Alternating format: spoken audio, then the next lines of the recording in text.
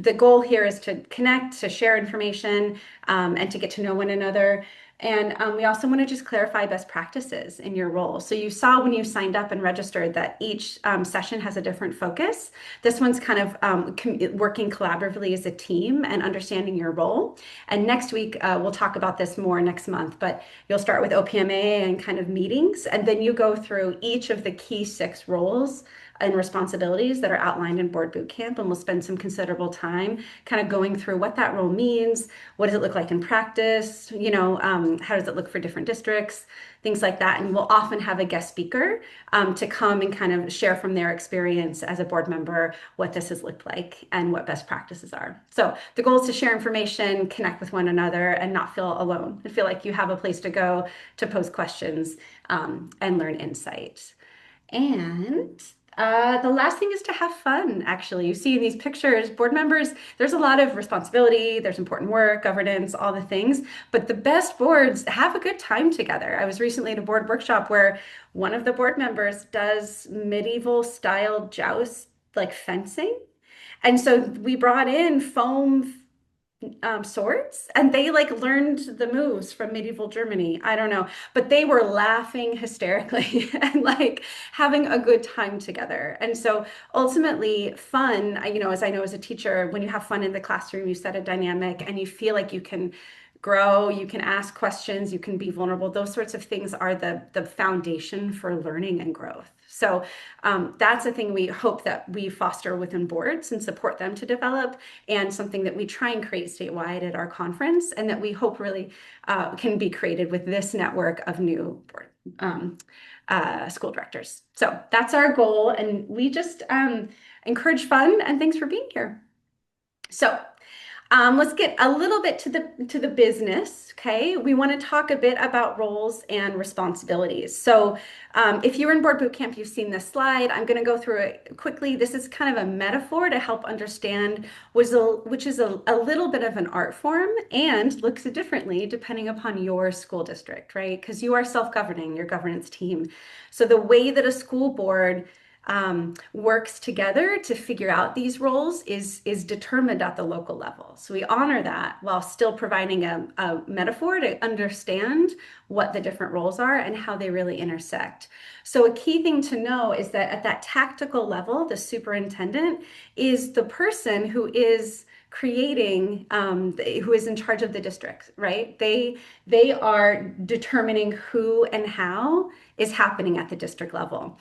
But as you can see, right, that's a wheel that needs to go, but you have a governing support system that's determining the what. This is sort of what the goals are, right?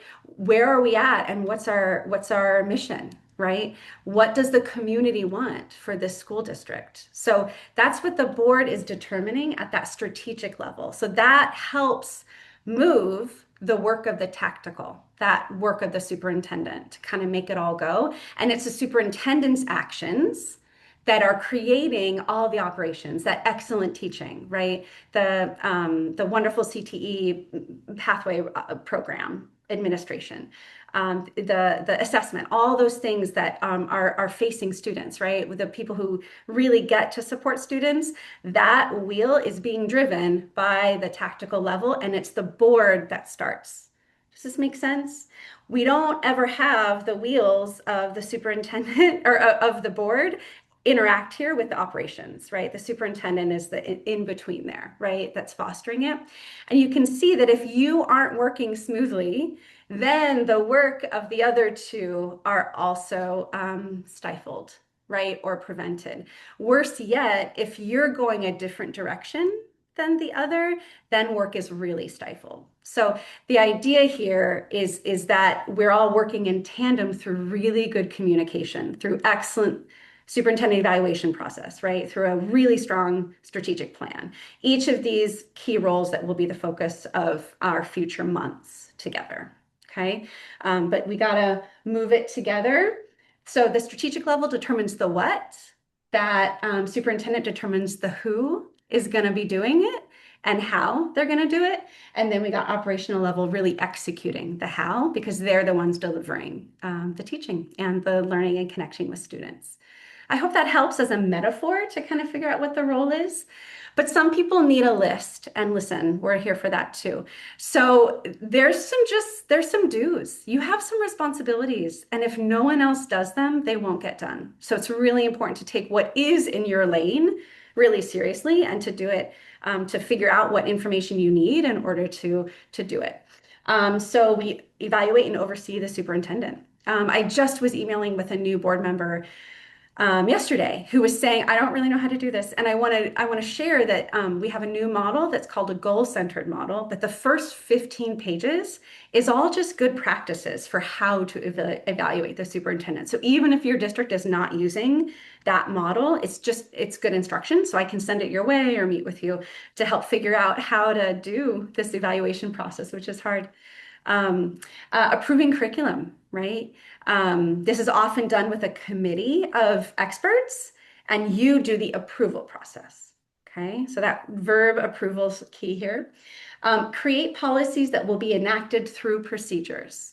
Okay, you're not creating procedures, you're creating the policies and talking about the policies and deliberating and sometimes revising.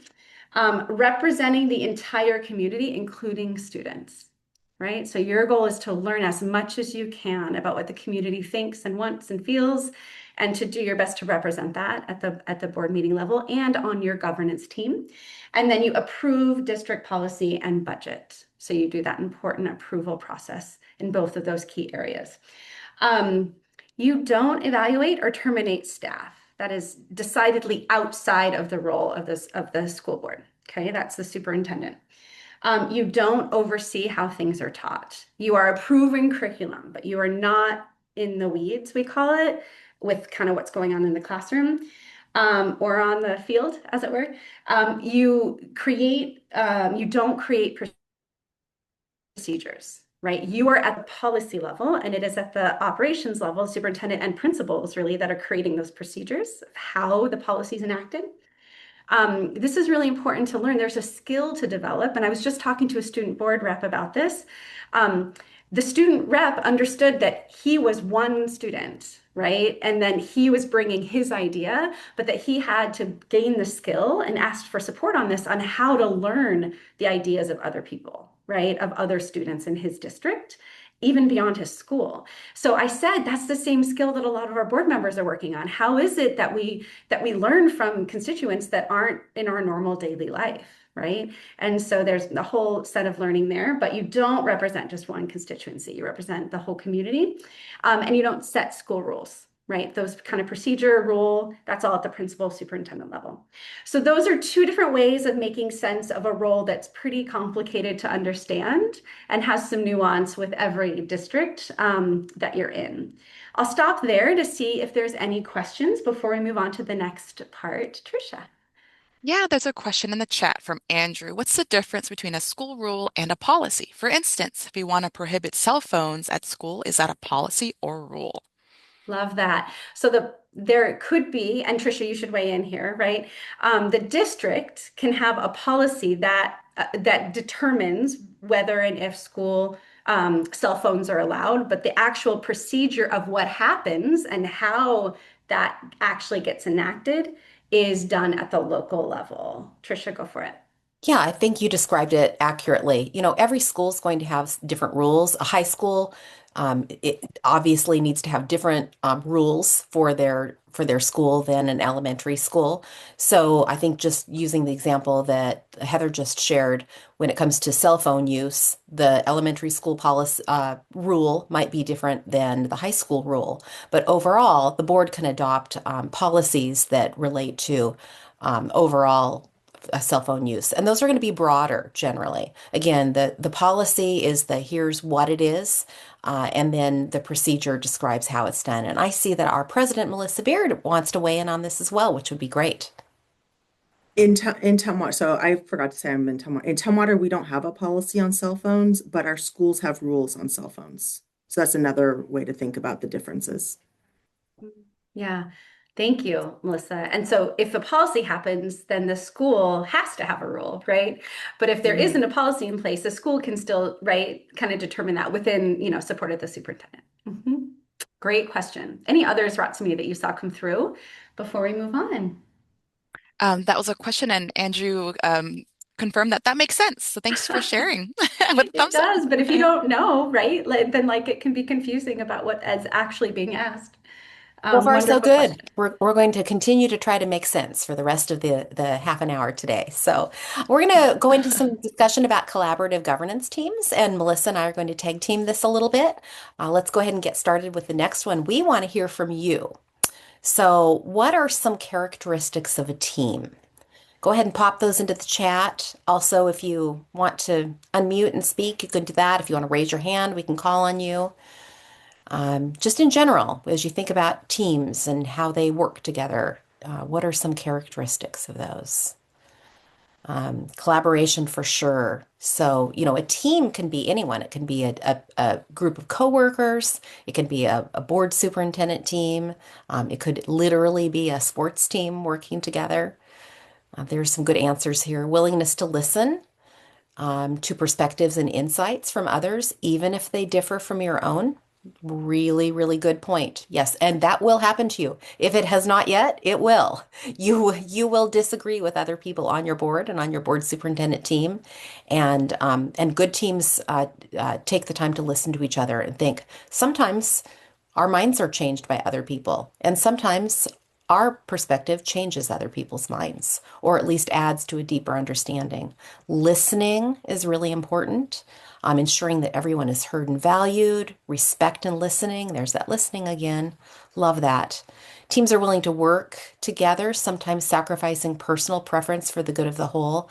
That is beautifully put. That was a learning that I had as a school board member. Sometimes your perspective isn't the one that folks go with. And so you need to find ways to be supportive of that. Let's see where teams are willing to work together. We got that one. Shared vision with varied experiences, shared goals and values. Sometimes you develop those shared goals and values together as a team. Work together to come up with one way to do things, looking at multiple perspectives. We've got a lot of that, respecting multiple perspectives that I really appreciate. Melissa, is there anything that jumped out at you from any of those?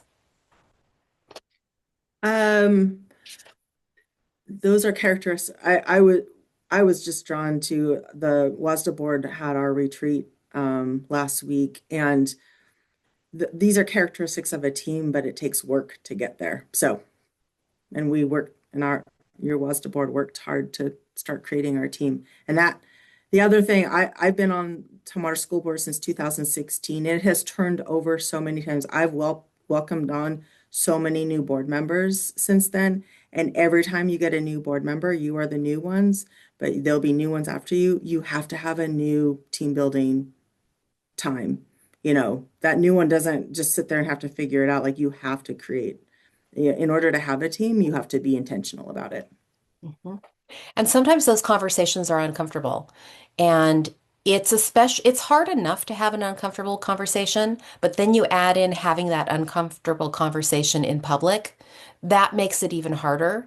What I will tell you is that over my almost 20 years of being a school board member, I got a lot more comfortable with having those conversations in public, because what you can do is you can serve as a model for your community and for your students on how to have respectful conversations even when you disagree with each other. I think Michael put in a great point here. It's important for the team members to recognize that not all of them will have the same idea.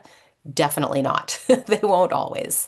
There may be some differences, and not everything's going to be a 5-0 vote. You can support each other as a team, but not necessarily always agree with each other. That makes so much sense, Michael. I appreciate you putting that in there.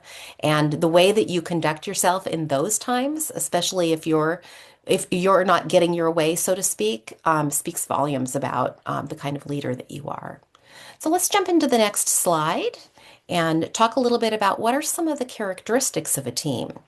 Um, Teams that are working together really collaboratively, they have some established norms and operating agreements. Some of you may already be aware of operating agreements or norms that your board already has. Oftentimes those are enshrined into the 1000 series of policies. So if you're not familiar with that yet, feel free to ask your board chair or your superintendent, or take a look in your own policies to see if you have those. Those are really helpful for establishing this is how we agree to work work with each other. Often they have some of the same characteristics that you all put into the chat just now. Sharing and working towards common goals. Again, that's really important for you to understand what the goals of your district are and work toward those together. While at the same time, again, you identify this, recognizing there's value in varied viewpoints. There's a reason why there's not just one person on the school board, there are five, and that's because you bring different perspectives to the work.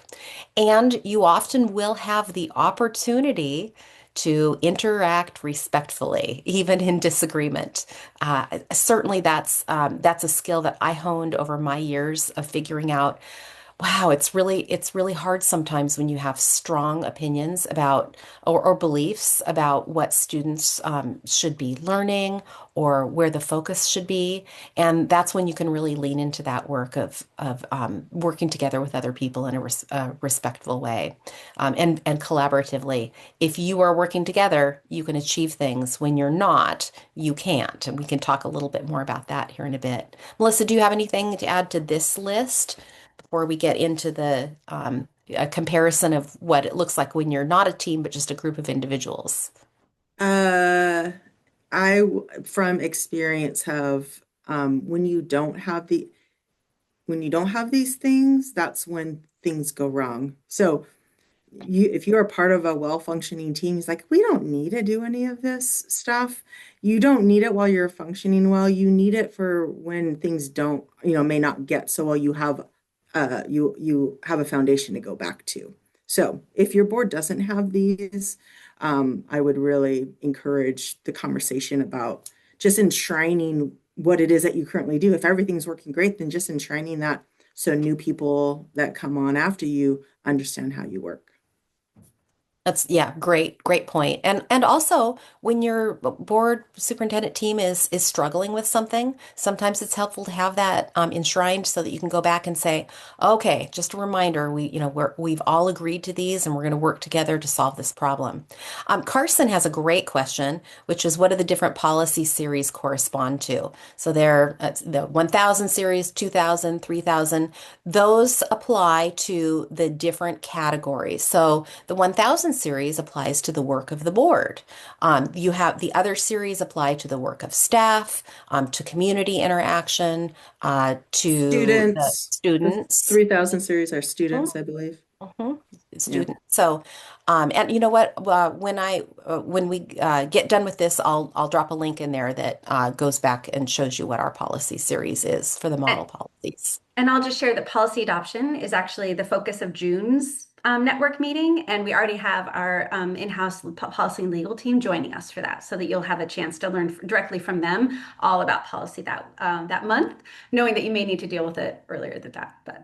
Perfect. And I'm sure all of your policies are online. If you have not browsed through your school district's policies, I highly recommend it. It might not be the most stimulating reading, but it's really important for you to know what those policies are. Take them in chunks, maybe for a little before bed reading if you need to do that instead of counting sheep. So as we think about the characteristics of a team, that's a group that again has all of these qualities that are on the left-hand side of the slide, that have agreed with each other that they're going to work in certain ways. That's different than just a group of individuals. So, if you think about a group of individuals, that could be a workplace, or it could be in some cases, it might be a group of parents. It could even be people who show up at your board meeting. That is a group. That is a group of individuals who've shown up who may or may not be working towards similar goals. There's generally no agreement where they've said this is how we're going to work together. These are the expectations we have of each other that we're going to agree on. They're often working towards their own individually identified goals. They operate from a personal, individual viewpoint, not necessarily from a collective viewpoint that Heather described, where really you're here to work for the betterment of the community, of the students' well-being, representing staff's perspective as well. So all of those constituents are part of the work that you're expected to do as a school board team. There's no shared agreement for how to navigate disagreement or respect. You can see that if you look at some board meetings, you'll find that maybe the board superintendent team is operating in a way that shows respect, but perhaps the people who are attending are not. And those folks are really there to work individually. So they have their goals. Someone else's goals might not be theirs, and then they're not interested in working in those. So I think it is important from your perspective to think about we need to act as a team, and we need to recognize that people coming to us aren't necessarily. Some of them are, but some aren't. And then you need to think about how do you incorporate that. Melissa, do you want to add anything to that piece? Okay, we'll go to the next slide then, please. So here's one of the challenges. So as you come onto a new school board, you all are new school board members, you probably have some reasons why you wanted to be a school board member. Most people don't do it just for fun, and they certainly don't do it for the high pay, right? Or or all the kudos. It's hard work. It's really, really important work. But as your elected community representative, you want to ensure that things get done within your district. You may have come with some campaign promises that you made. Those campaign promises may or may not be part of the district's identified goals and strategic plan. And so that's really the position that you may find yourself in. I know certainly I came at my work early on with a really clear idea of exactly what needed to happen in the school district. And then I learned more about the school district. And that's what happens is as you gain more knowledge and more understanding of what's happening, because you'll start to get the insider's point of view as opposed to an outsider's point of view. And when everybody's pulling in a different direction, or you've got the rowboat folks there, they are not going to go anywhere because one's going left and one's going right. They're working against each other, and that's not at all helpful. And then I'm really worried about that poor guy who's about to get run over by the giant boulder. But because you don't want to bowl anybody over, right? You want to make sure that you have ways that you're working together. Let's go to the next slide for a little bit more inspiring visual. Uh, you can see that if you're working together, you're going to go further. Now, I will say not everybody here has the same role. If you just look at that boulder again, one person's pushing it and the other one's pulling it. I don't know very much about rowing, although I did read Boys in the Boat. So I know that rowers have different jobs. The one who's in the front, and I'm sure there's a name for that, has a different role than the one in the back. One of them is providing some steering. Some of them are really providing just that thrust forward. So you can have different roles on the board, and even different things that are most important to you. But making sure that you're moving together in the same direction is the only way that you'll see your district make progress. Melissa, do you want to share anything in this area? I think a good way to think about what Tricia was talking about with the different perspectives is I like we all want our students to succeed, and we might have different perspectives of what will help them to succeed. And uh, like I'm big on student voice. My staff know that if they're going to come out with a new initiative, especially like the high school and beyond plan or, those types of things, I'm going to want to hear from them how students, were a part of that, you know, part of that planning. Like they just know that from me that that's really important. I had another school board member previously who was really into data.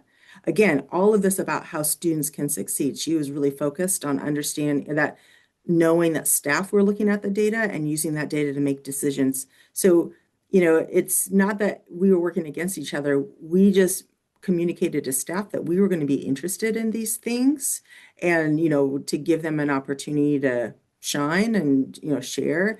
But making that really clear to staff rather than having it be a gotcha is what helps students succeed. So, everyone in that's what I was thinking about when Tricia was talking about everyone having their role.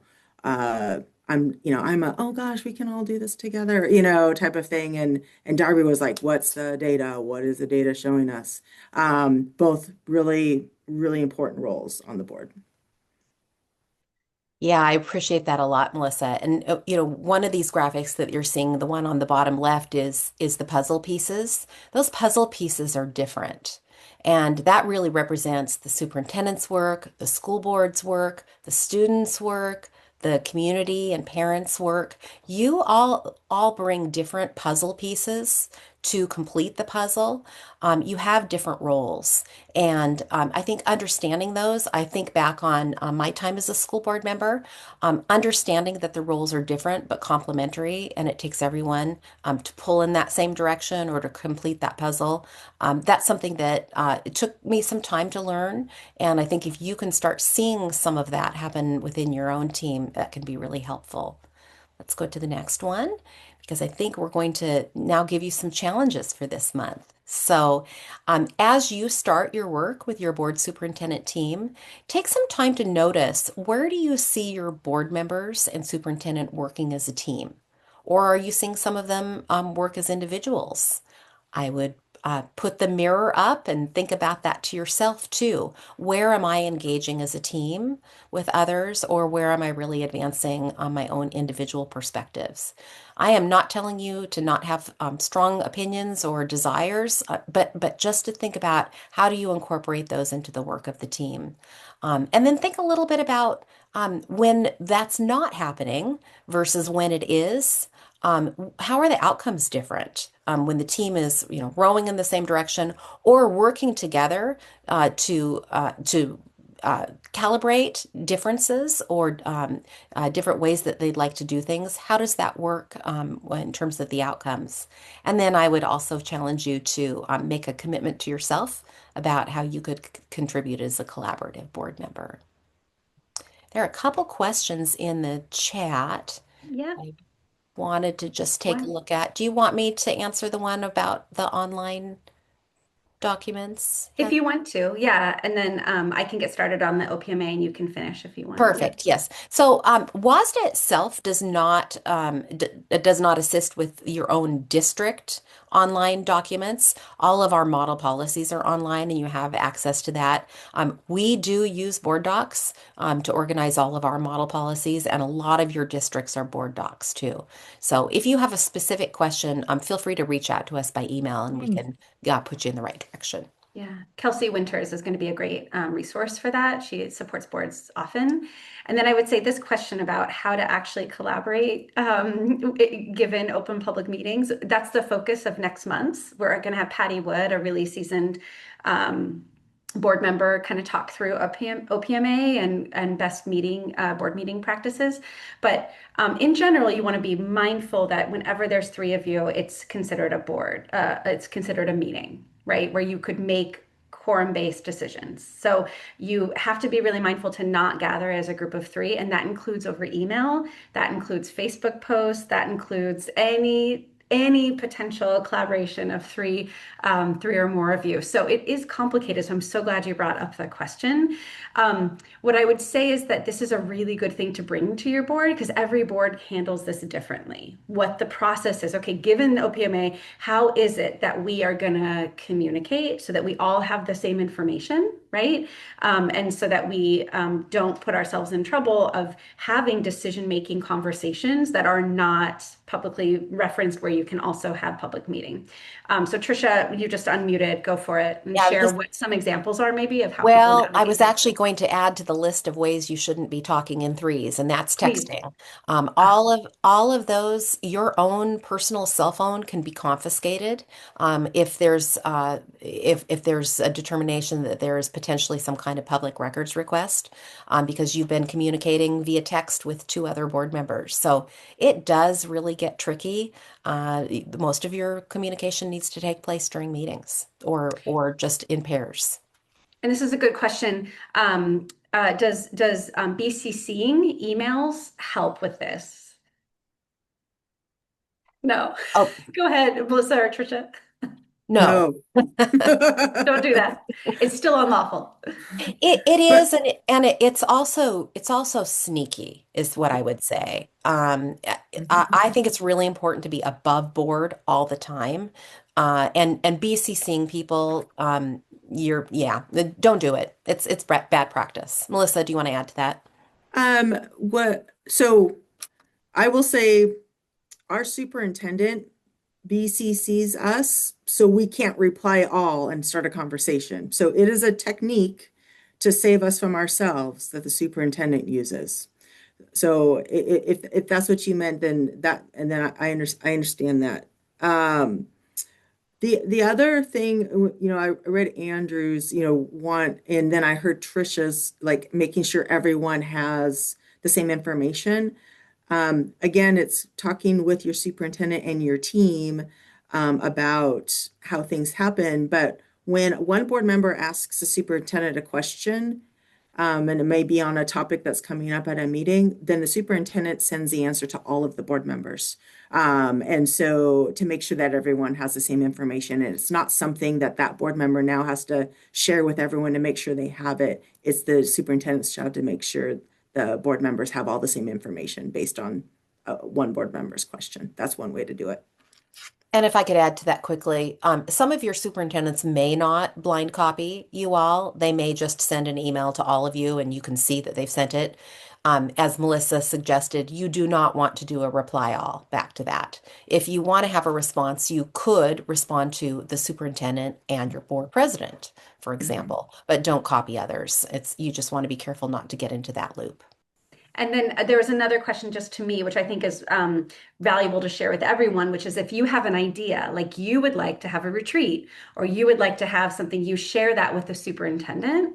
And then the superintendent does the work, right, with their EA and with others to kind of figure out schedules and see if you can then have a retreat, right? So the superintendent ends up being the kind of hub of communication sometimes in order to get questions like that to come to reality or to kind of have an opportunity for you all to talk at a retreat or a workshop, which again still has to be posted, but that you don't need to have the same expectation of public comment. So it's really a nice chance for the board to collaborate and talk together and learn something new, but not decision make. And Michael, I see your hand up before we keep going. Yeah, so I was going to ask about the BCC emails and then you started answering it, but then now I have a question again. Um, so are you saying that because our superintendent blind copies us, which is fine, but I also get blind copied emails from board members, and are you saying we should never, as a board member, send a BCC email to the rest of the members? Yes. Okay. That's, And yeah, because okay. you are now Yes. having all of you are having a conversation outside of a board meeting. Mhm. Okay. And that, yeah, okay. So how would you suggest that I approach that? Because I can't send out my own BCC. Do I just let the superintendent know or I would talk to your board president. Your board board president, president? letting your Okay. board president know. Same with if you have, an idea that you'd like your board president is really the one who navigates the planning of board agendas with the superintendent. There are lots of different ways districts do that. But if you're concerned about blind copying, talk with your board president. It's just really important, again, that integrity of ensuring Right. that everyone knows who is communicating with whom. And if there were to be some kind of an investigation, those BCCs would be considered a violation of the Open Public Meetings Act. Right. And I'll just add here also that our district offers a cell phone and a laptop to board members if they wish to take it. And I wasn't going to, but the more I thought about it, for the very thing that you mentioned, your cell phone being confiscated and stuff, I went ahead and took one. I mean, they pay almost nothing per month for the phone, and I have a separate email because I'm still subbing also in the district. So I have a separate email for board stuff. I have a separate phone for board stuff, and they're supposed to be getting me a laptop here in the next day or two.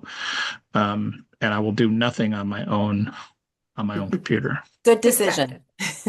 It's smart, and I I'm not sure what board you're on, but you know, I can Moses see Lake.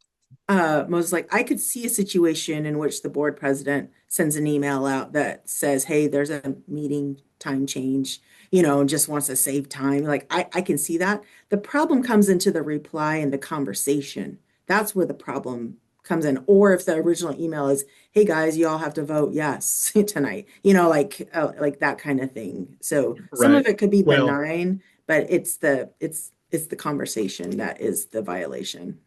okay. So the time changes and different things like that should come from the district then, I would imagine, I from our communications director or somebody. Yeah, And I could see that. I yeah, could I see know that. they're always careful about they begin all of those BCC emails with "do not reply to this email," Love it. but Right. it is still it just never seemed right to me. So, yeah. Great. Yeah. Okay. Thank Thank you. you. Yeah, these questions are really great. It's like the initial, what do I do about this email that's coming in? It's really, really helpful. Thanks so much, Trisha and Melissa. Ratsumi, do you want to move us along then? Yes, we're nearing the end with the last 5 minutes here, and I want to dedicate some time to maybe snap a group photo. And so, if you're comfortable, just having your camera on for like a few seconds, I'm going to take a screenshot because we want to share this in the newsletter and our comms person will probably really appreciate a picture of all of us together. So, if you're comfortable, just putting your camera on. If you're not, that's totally okay. And then, I'm going to pray would take 2 to 3 to get a really good one because sometimes one person's looking their way with their eyes shut. So hopefully we'll get one good one out of the three. So I'm gonna do a countdown here in just a minute. Fix your hair. I see Melissa getting ready. Where's my I'm lipstick? comfortable, but of course I can't get my I thing know, to Michael, work, no so worries. I no sorry. worries, not at all. And I'm gonna pause the recording because we don't want to give bloopers. Look at everything that's taking place um, in the legislature regarding education. Is there a newsletter that would go out to legislative reps once a month or something to say, "Hey, here are the things going on"? I'm a little bit of a loss of where to get started. Yeah. Love that question. So I'm just going to put a link here that's something to something called In Session. Our advocacy director, Logan, is on it. He's at the Capitol every day. And every week on Friday, he's going to drop the In Session update. So he's going to let you know what happened that week, what to look forward to. Trisha, you should weigh in here, share anything else you want to. Yes, so I also dropped a link, and that link will take you directly to the Legislative Representative Advocacy is the page. Basically, it's the Ledge Rep Network. There's a whole network. They meet regularly through meetings like this, virtual, and he has a whole program around that. I think during this time of year, they're meeting weekly as well. Okay. I can't even remember what it was, but I noticed that there was something that they were considering that was coming up. It's about teaching. Oh my goodness, I can't remember the topic. It might have been about financial literacy. Anyway, it's being sponsored by somebody on the west side. And as I went through and looked at the sponsors of various bills, you can't even email anybody. It's I mean, at least I can't figure out how to do it. You can't make a connection with somebody and reach out to them and say, "Hey, can you tell me a little bit about this? Or I'd like to visit with you about this." Yeah, How do you do that? that's Uh, a really great the question the for, the oh, go ahead. the key there the ledge emails are usually first name dot last name at Okay. leg.wa.gov. I'll type it into the thing, but you can kind of make it up. I get it. Like if you don't know their email address, you have to like show that you're put an address in and show that you're you're a constituent or whatever. But you Yeah, can well, kind of there was some kind of a link or something that you were supposed to be able to click on in some of these, but it took me nowhere. It was like nobody wants to nobody wants to be contacted. I mean, I'm sure they do, but I'm sure they probably get thousands and thousands, a month or whatever. But it would be nice to be able to talk to somebody about some of the stuff. So, and Logan will have that information too. Like Yeah, I'm okay, going to put perfect. Cynthia's email in here. Go ahead. Heather, I Okay. had a question. You had mentioned earlier that you were going to put a link to a guide or something and I didn't see it or I missed it. Do you remember what that was for? A guide. Say more. I'm not sure. We were talking about, gosh,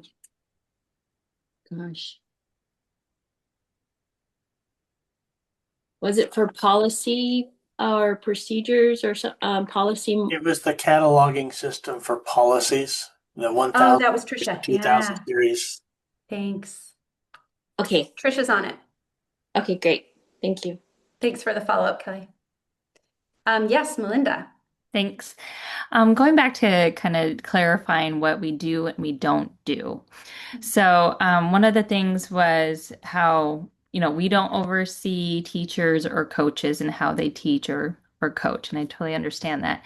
But on the flip side, we do represent our community members, our parents, our students. So when there is a problem with a particular staff member or something of that nature, what is our part? How do we support the feelings of our community, our families, and students without overstepping our expectations, I guess, of controlling who and what and where? Such a If great that makes question. sense.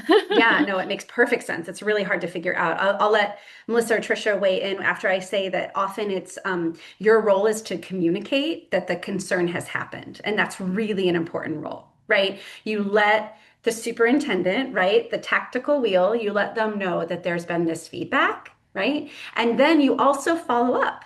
Right? In a few weeks, you say, how did that go? What did you do? What action did you take? So that's that kind of oversight role where you're communicating and then you're checking in, but you're not directly going into that wheel, right?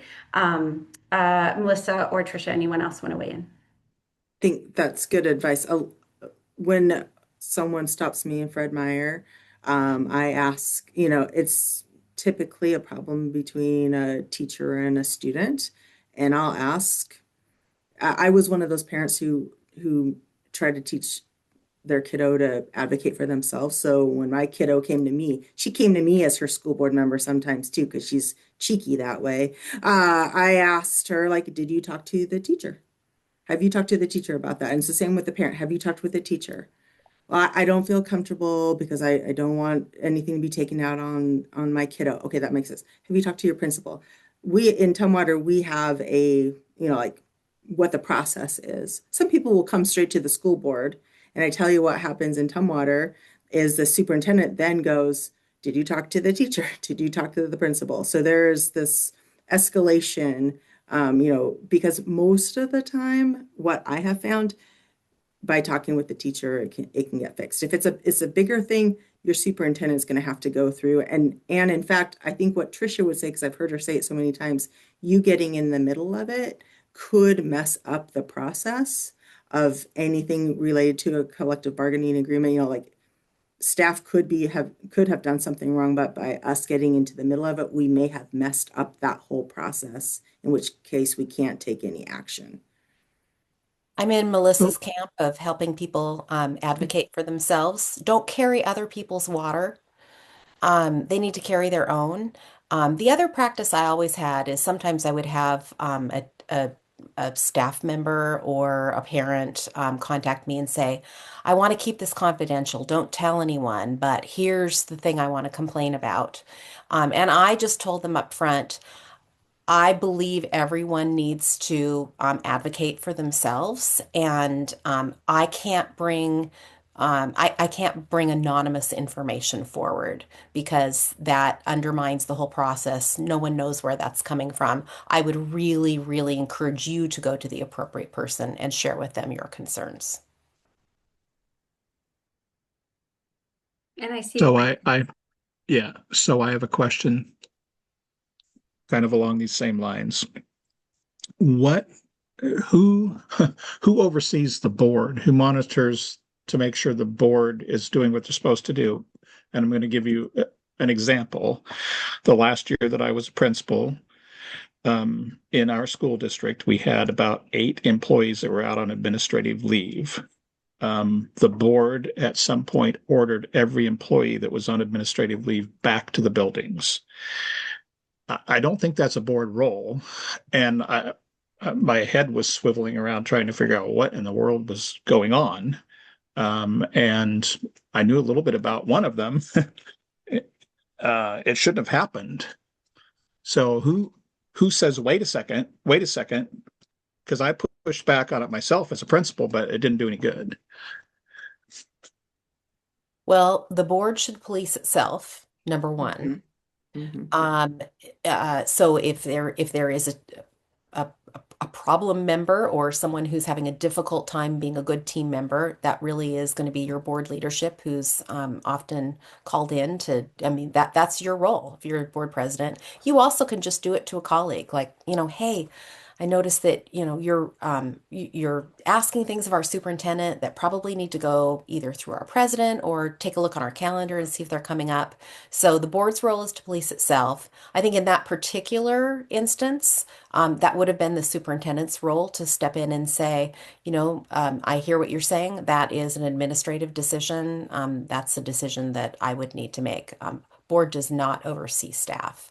And then I'll remind you again, WASDA has no regulatory authority. They're elected officials, just like the legislature. There's also really nobody who governs our elected officials there. We can unelect them, just like any of Yeah. you could be unelected. Voters. Yeah. The voters. Yeah. Okay. That can be tough to hear, though, I know, for the community and for your board. Great question. Any other questions of folks still in the room? Are some of you just staying to listen to the good questions? I know, I do the same thing in other contexts. Good idea. Anyone else before we close? All right. Thank you for being here. We really look forward to seeing you next month, and reach out in advance any other time. And then on the 1st of February, look for our newsletter. And yeah, just don't be a stranger. Reach out. Thank you for being here. Thank Thanks, you. y'all. Thank Thank you. you. Great day.